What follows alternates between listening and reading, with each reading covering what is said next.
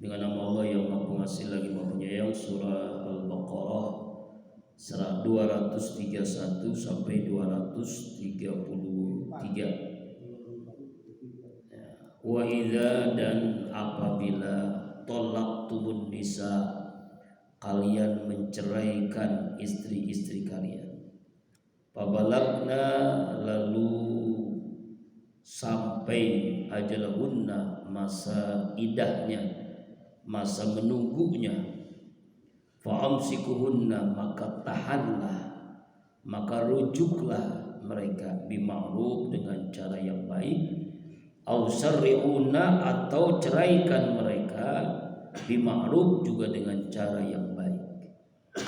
Wala tumsikuhunna, dan janganlah kalian menahan istri kalian diroron, maksudnya untuk menyakiti, menzolimi, ditahtadu, ya, agar kalian melanggar batasan.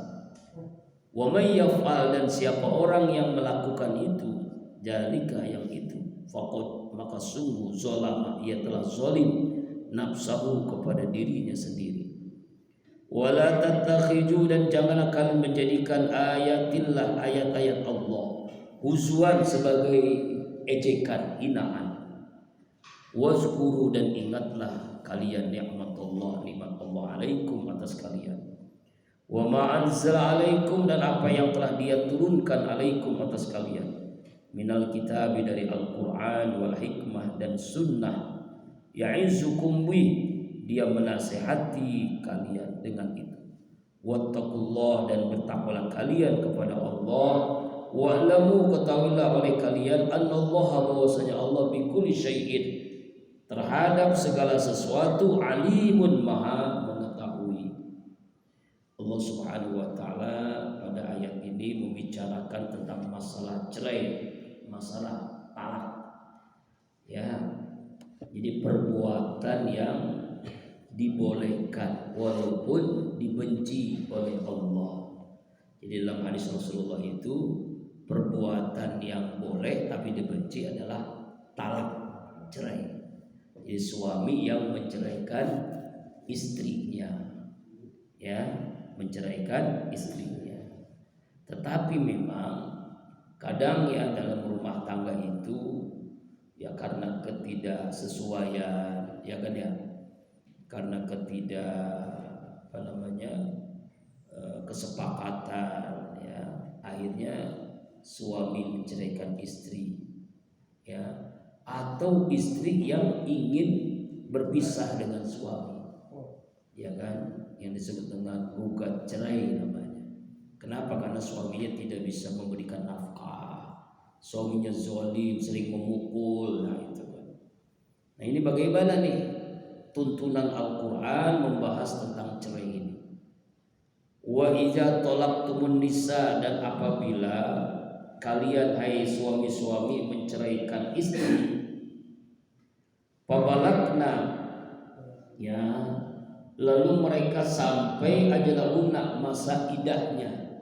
Jadi ketika selesai bercerai itu kan ada namanya masa iddah, masa menunggu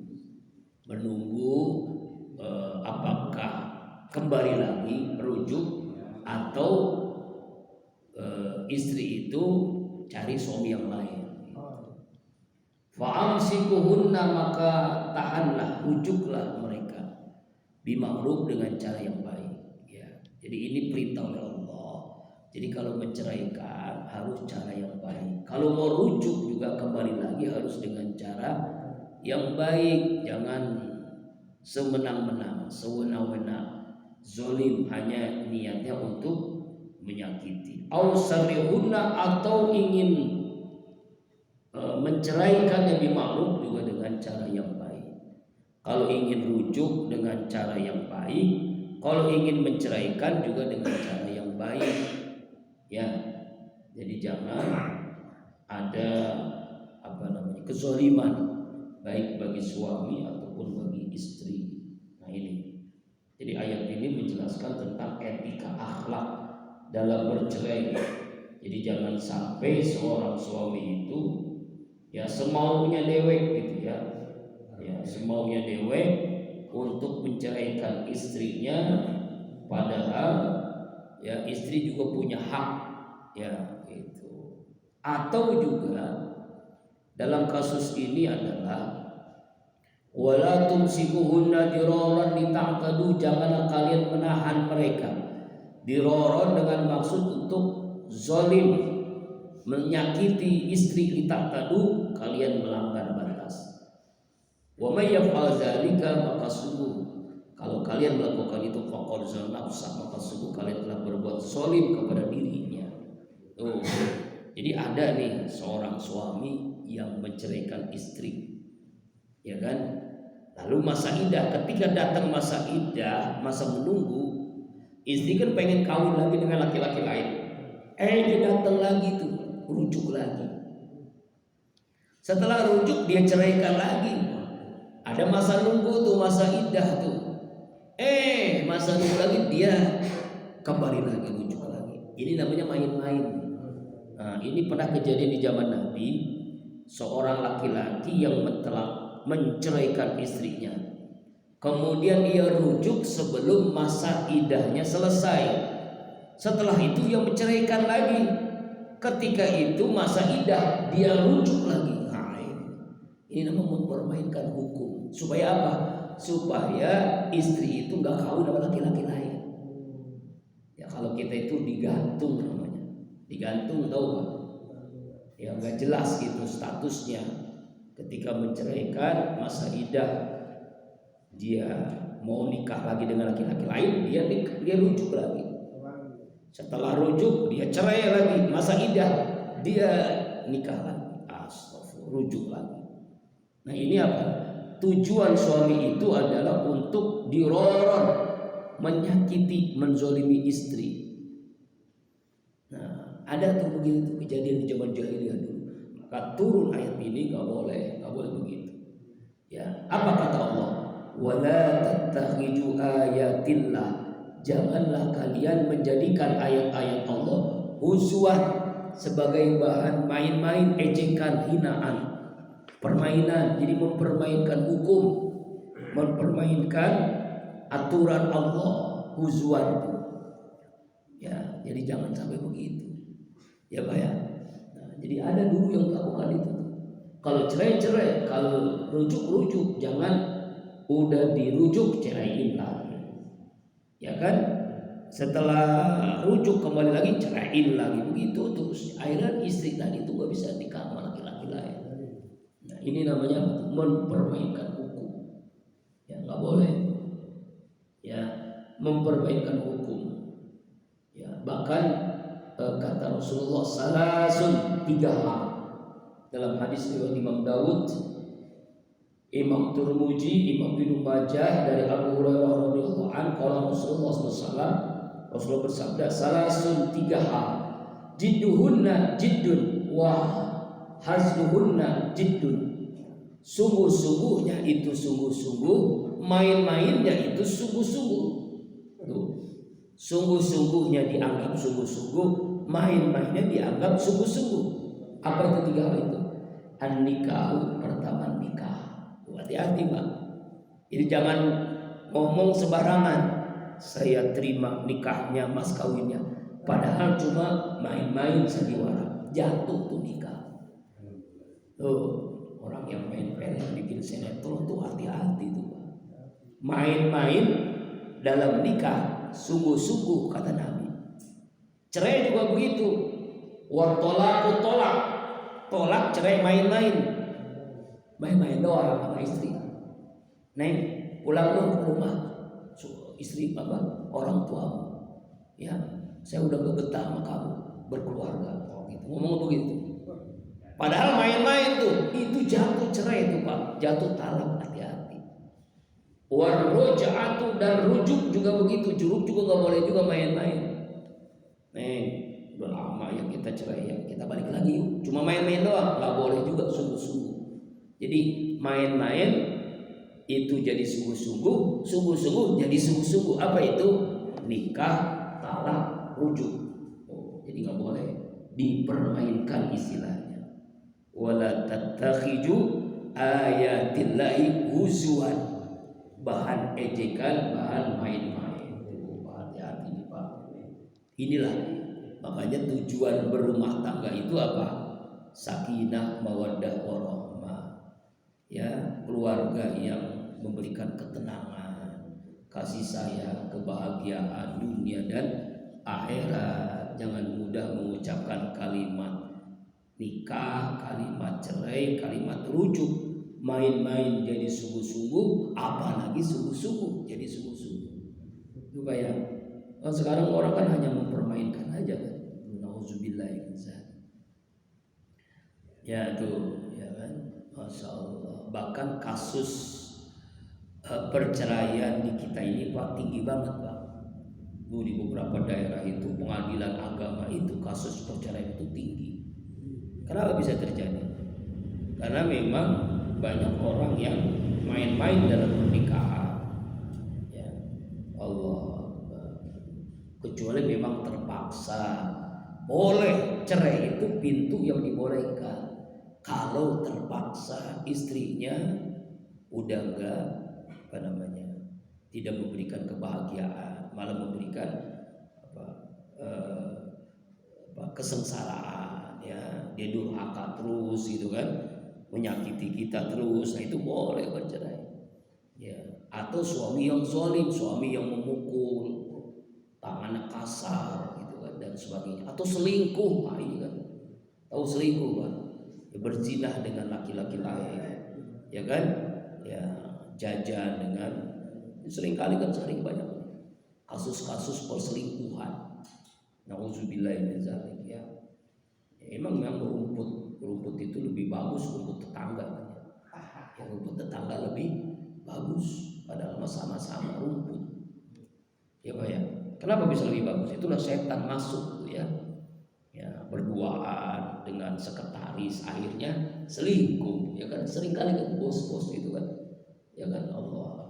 Itu yang sekarang lagi ramai itu, yang polisi ketangkep menyebarkan narkoba, bukan menangkap malah dia justru jadi kan dihukum, lagi ramai kan di sidang kan. Kenapa bisa begitu? Karena yaitu karena selingkuh dengan wanita lain.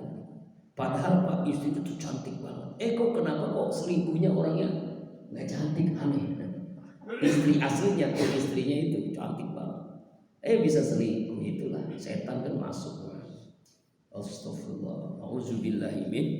Ya, hati-hati ya, ini dalam kasus ini tidak boleh main-main. Nikah, talak, rujuk, jangan main-main. Ya, main-main dianggap sungguh-sungguh, apalagi sungguh-sungguh. Lalu Allah perintahkan wazkuru nikmatullah. Ingatlah kalian akan nikmat Allah. Jangan mudah melakukan perceraian ya. Ingat nikmat Allah. Allah berikan nikmat yang tidak terhitung alaikum atas kalian. Wa ma anzala alaikum minal kitab, dan apa-apa yang Allah telah turunkan atas kalian dari Al-Qur'an, wal hikmah, dan hikmah di sini adalah sunnah hadis Rasulullah. Ya'izukum bih, yang dia menasihati kalian dengan itu, dengan Al-Qur'an dan sunnah. Jadi Allah memberikan peringatan ya dengan Al-Quran dan Sunnah. Jadi jangan mempermainkan hukum. Ya, banyak orang ahli hukum tapi mempermainkan hukum, tahu hukum tapi mempermainkannya. Nauzubillahi min dzalik. Ya Pak ya. Jadi ayat ini tuntunan dalam masalah berkeluarga. Itulah Al-Quran. Jadi Al-Quran itu lengkap, masalah apapun yang paling kecil sekalipun dibahas. Masalah perceraian dibahas. Jadi jangan main-main. Wattaqullah, bertakwalah kalian kepada Allah. Artinya jangan main-main dengan hukum Allah. Bertakwalah kalian kepada Allah dengan menjalankan perintahnya, menjauhi semua larangannya. Perintahnya kita jalankan, larangannya kita tinggalkan. Wa'lamu, ketahui oleh kalian, annallaha, bahwasanya Allah bikulli syai'in alim, terhadap segala sesuatu Allah Maha mengetahui. Apapun yang terjadi Allah Maha tahu, baik yang terang-terangan apalagi yang tersembunyi, yang sembunyi apalagi yang terang-terangan. Jadi Allah tahu, mau sembunyi, mau terang-terangan, Allah maha tahu. Jadi jangan main-main dalam persoalan pernikahan, perceraian, masalah rujuk, jangan main-main. Ini ayat 231. Kemudian ayat 232. Hari ini cuma 3 ayat, panjang-panjang ayatnya. Wa idza talaqtumun nisa fabalagna ajalahunna, dan apabila kalian menceraikan istri-istri kalian, fabalagna, lalu sampai ajalahunna, masa idahnya. Ini awalnya sama nih Pak, coba perhatikan. Surah Al-Baqarah 231 dengan Al-Baqarah 232 awalnya sama, ya kan ya? Coba lihat tuh, inilah indahnya Al-Quran. Apabila kalian menceraikan istri kalian, lalu sampai masa idahnya, masa menunggunya, fala ta'duluhunna. Nah ini baru yang keduanya beda nih. Awalnya sama tuh.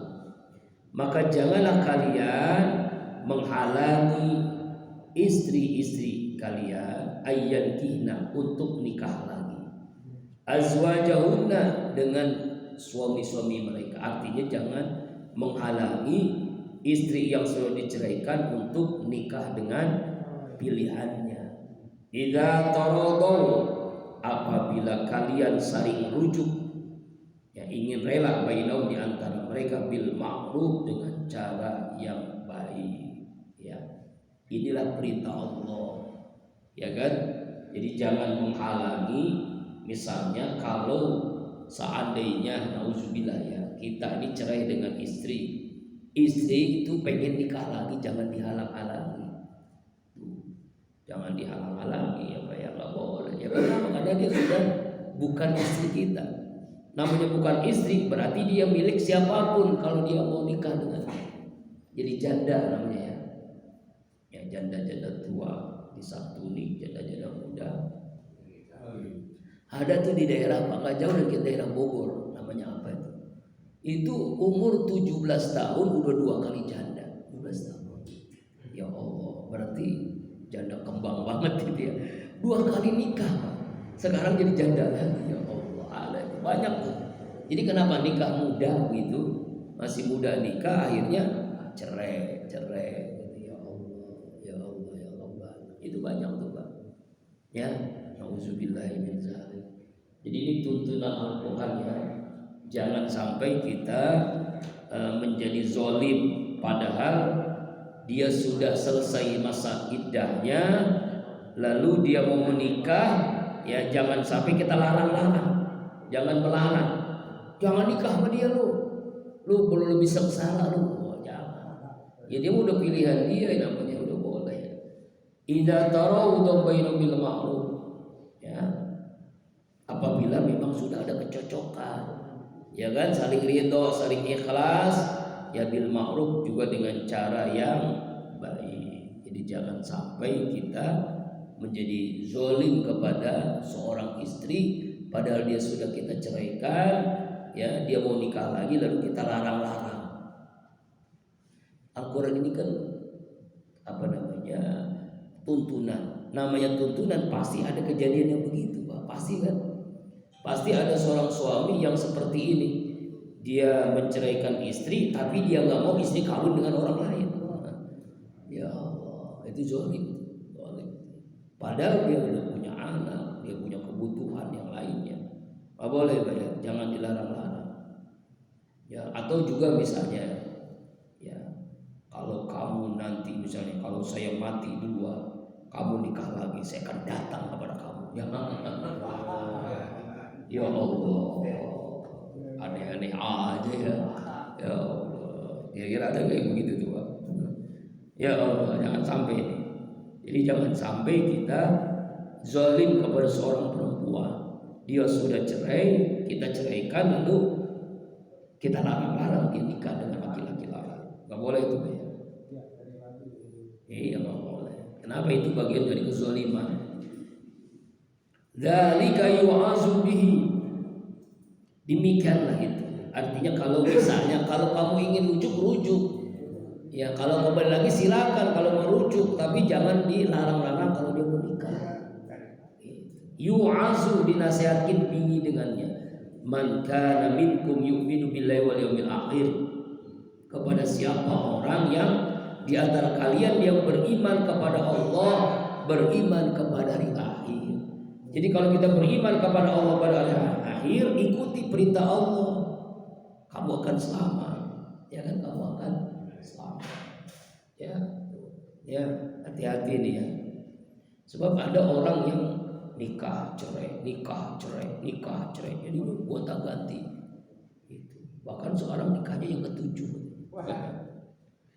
Iya, lagi ramai kan ya. Nikah ketujuh berarti 7 kali kawin ya. Ya Allah, ya Allah. Allah. Allah. Nah, juga nggak boleh Pak, ya seorang istri itu nikah sendiri gitu, menikahkan sendiri tanpa wali. Ini sangat dilarang oleh Rasulullah. La tuzawwajul mar'ah, seorang wanita tidak dapat menikahkan wanita lain. Wala tuzawwajul mar'ah nafsa, dan juga tidak boleh menikahkan dirinya sendiri. Wanita itu harus ada wali. Walinya biasa bapaknya, bisa kakeknya, bisa kakaknya, bisa adiknya. Kalau orang tuanya meninggal, ada kakek, cari kakeknya. Kakeknya meninggal, ada kakaknya. Kakaknya meninggal, adiknya. Adik yang meninggal, pamannya misalnya. Lalu nggak mau dia, baru nikah lewat wali hakim namanya. Siapa wali hakim? Kepala kantor urusan agama. Dia yang ditunjuk oleh pemerintah yang berhak menikahkan setelah tidak ada wali nikahnya. Bapaknya meninggal, kakeknya meninggal, kakaknya meninggal, adiknya meninggal, pamannya meninggal, gak punya siapa-siapa. Dia gak boleh nikahin sendiri, dia harus ya wali hakim namanya. Apa siapa? Yaitu yang ditunjuk oleh negara. Ditunjuk negara apa? Kenapa? Karena memang dia dapat gaji dari negara, ya kan? Yaitu PNS, kantor urusan agama, kepala KUA. Dia boleh untuk menikah. Jadi nggak sembarangan. La nikah illa biwalidin, tidak boleh nikah kecuali dengan wali mursyidin, yang mursyid memberikan petunjuk, wasyahidai adil, dan saksi yang adil. Ini juga bagian daripada apa? Bagian daripada tuntunan Al-Quran. Ya, jadi istri itu tidak bisa menikahkan sendiri. Jadi harus dengan wali. Itu dia janda tetap dengan wali juga, walaupun dia janda tetap dengan wali itu. Tapi kalau janda itu beda dengan gadis Pak. Kalau gadis itu persetujuan wali, kalau janda persetujuan jandanya. Misalnya seorang laki-laki ngelamar nih janda, ya wali nggak boleh itu, nggak boleh nggak boleh apa, nggak boleh campur tangan. Lu harus nikah dengan ini, nggak boleh. Kenapa? Karena janda itu berhak atas dirinya sendiri. Dia lebih dewasa kan, pilihan sendiri. Pak, cuma bilangin doang, nikahin saya, pilihan saya nih, saya sudah srek dengan laki-laki ini. Orang tuanya nggak boleh, lu nggak boleh kawin sama dia, lu nggak boleh. Itu nggak boleh Pak. Kalau janda nggak boleh. Tapi kalau gadis boleh. Seorang bapak, ayah memaksa untuk nikah dengan laki-laki pilihan bapaknya, boleh memaksa. Namanya wali mujbir. Wali mujbir itu wali yang memaksa untuk menikah dengan laki-laki. Cuma memang nggak boleh zolim juga. Bukan zaman Siti Nurbaya ya. Milihnya laki-lakinya nggak jelas, agamanya nggak jelas, tatoan, sering nongkrong, mabok, itu yang dipilih oleh kita. Jangan, nggak boleh. Harus pilihan yang benar. Maksa tapi pilihan yang benar. Gitu ya. Itu bedanya gadis dengan janda.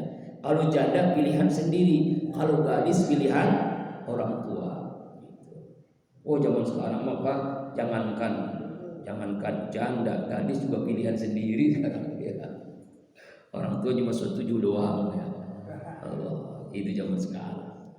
Tapi ya boleh, yang penting sama-sama ikhlas, sama-sama gitu kan. Kan tuntunan agama itu milih suami itu milih istri kan 4 ya. Pertama apa? Pilih yang paling cantik, pilih yang paling ganteng. Nggak ada cari yang paling kaya, nggak ada cari keturunan yang bagus, nggak ada cari baru agamanya. Dan agama itu yang paling baik.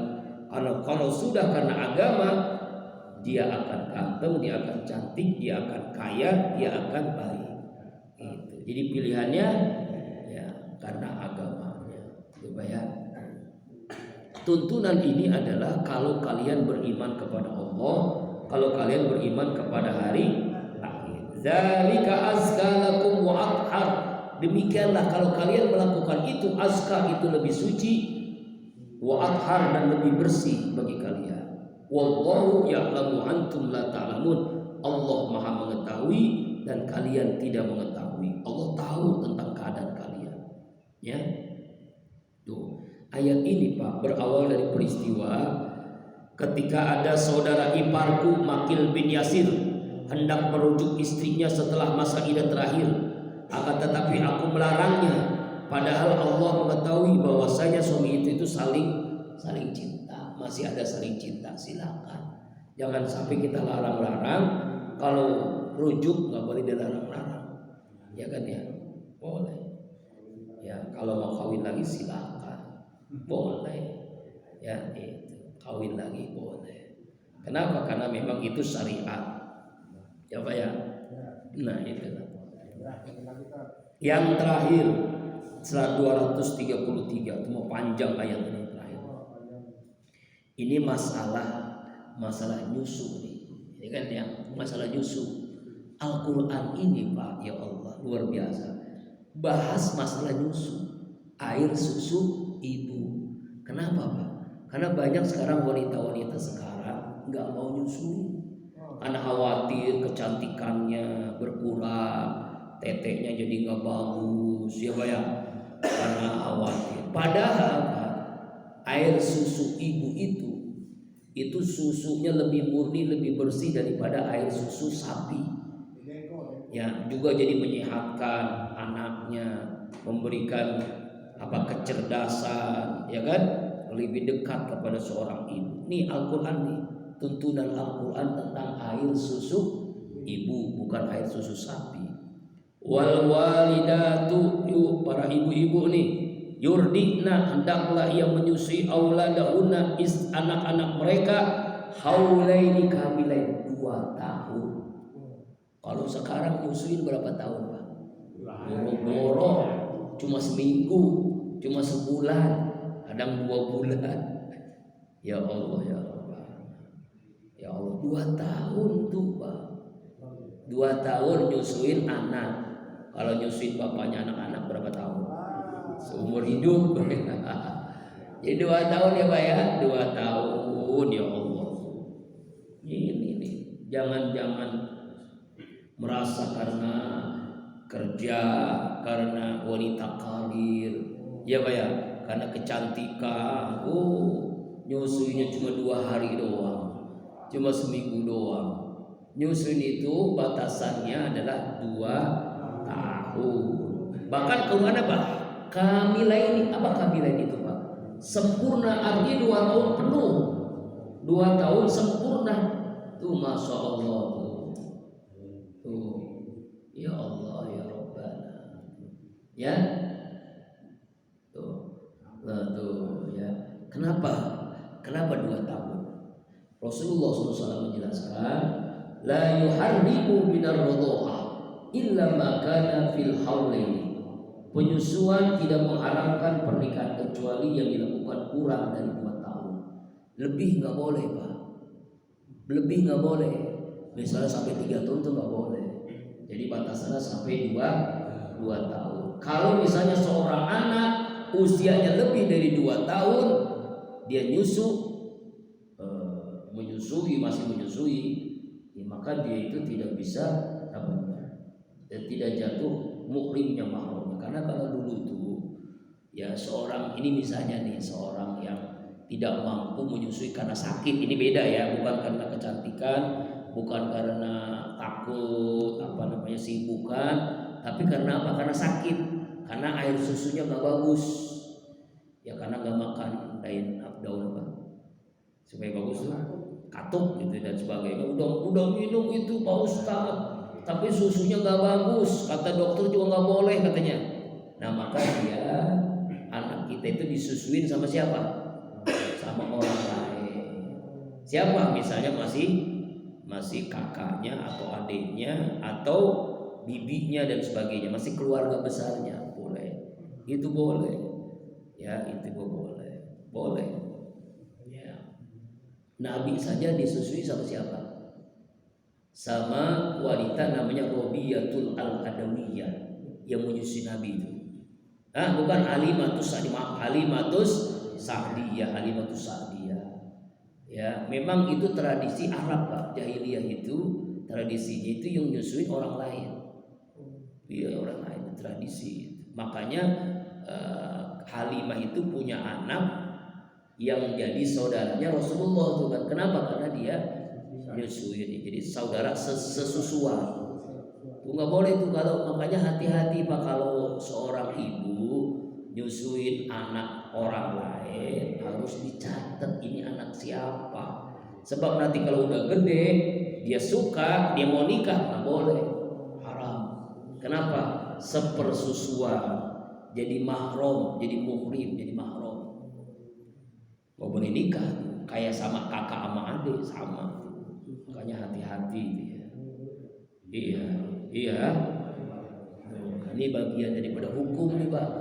Liman arada ayutimma radha'ah, bagi siapa yang ingin menyempurnakan penyusuannya, ya nggak boleh. Wa 'alal mauludi lahu rizquhunna wa qistahunna bil ma'ruf, bagi seorang ayah kewajiban memberikan rezeki kepada istri dan pakaian kepada mereka bil ma'ruf, dengan cara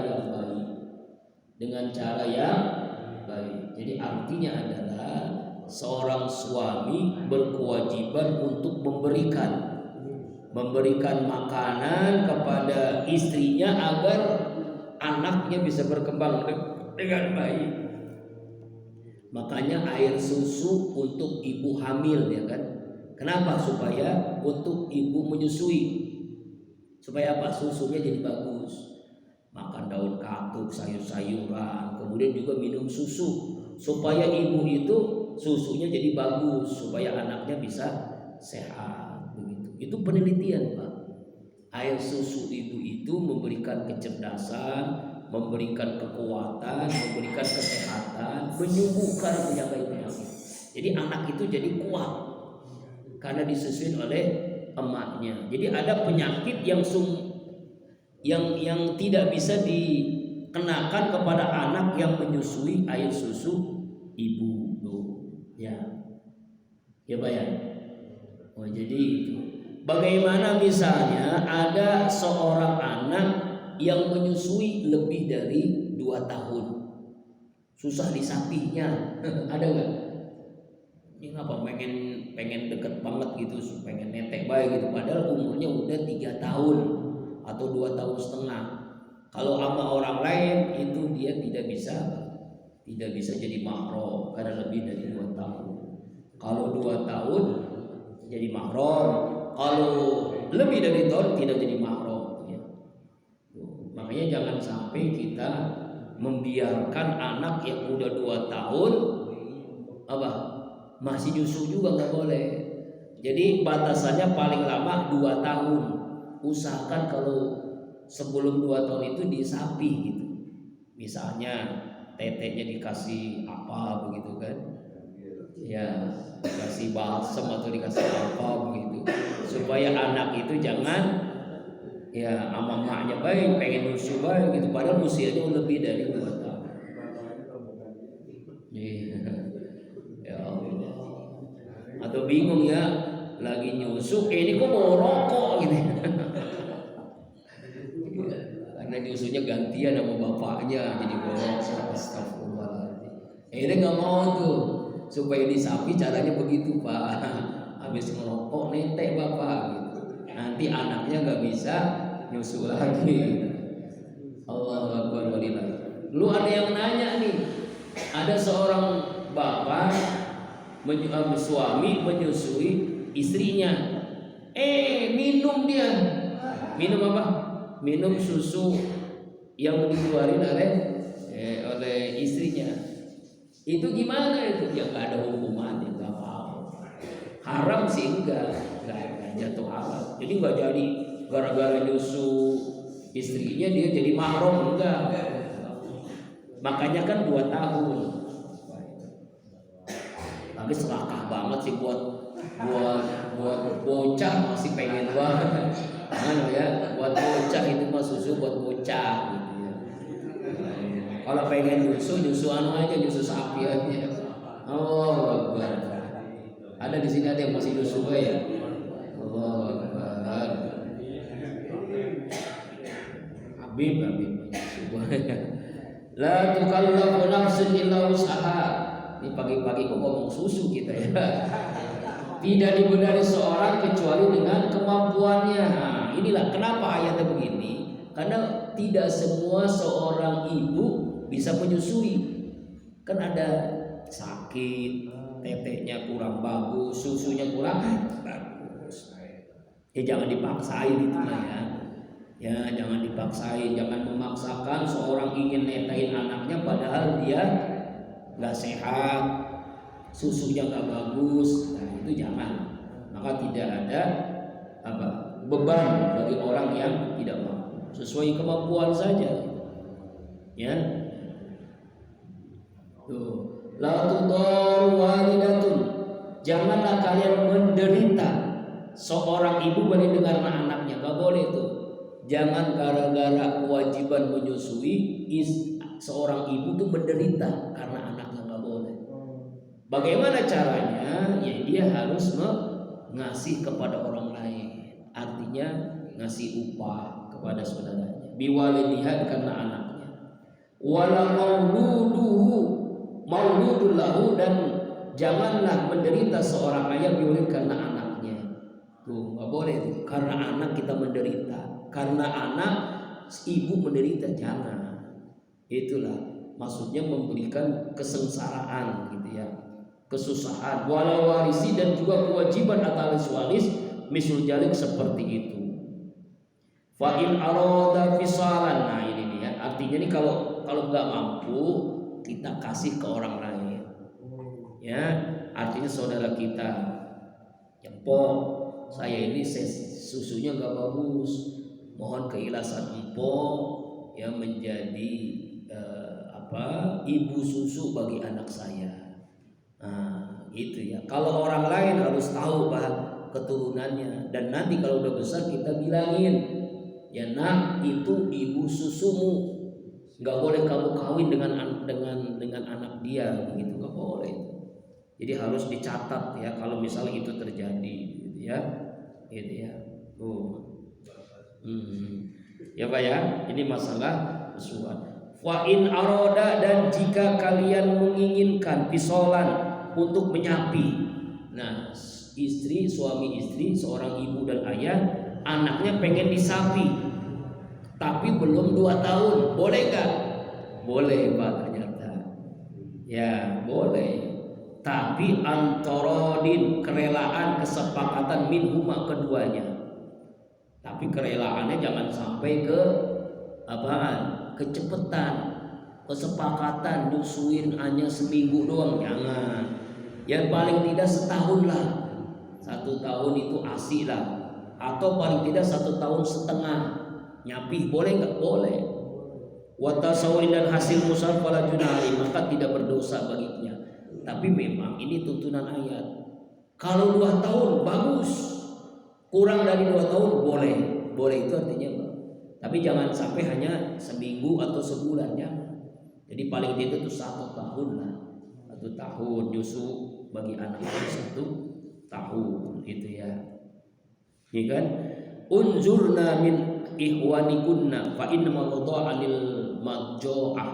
Perhatikan oleh kalian wanita-wanita ya sesungguhnya susuan itu adalah karena bagian daripada tugas seorang ibu, tugas seorang istri untuk menyusui anaknya ya.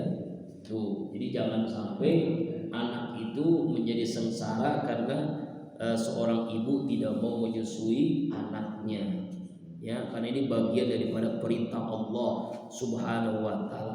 Di balik perintah Allah itu manfaatnya luar biasa. Manfaat bagi kesehatan, manfaat bagi kecerdasan, manfaat bagi apalagi kedekatan seorang anak kepada ibu. Kedekat banget. Kenapa seorang anak dekat kepada ibu, kepada emak dibandingkan kepada kita? Karena memang dia emaknya dulu sering menyusuin, makanya lebih dekat kan, lebih dekat. Itu Pak. Ya kan? Inilah tuntunan Al-Quran, Masya Allah. Ternyata Quran itu nuntun ya tuh sampai begitu Pak. Kalau kita nggak baca Quran nggak tahu artinya. Oh ternyata ada ya masalah tuntunan nyusuin juga ada ya Allah. Inilah indahnya Al-Quran. Lengkap banget Al-Quran ya.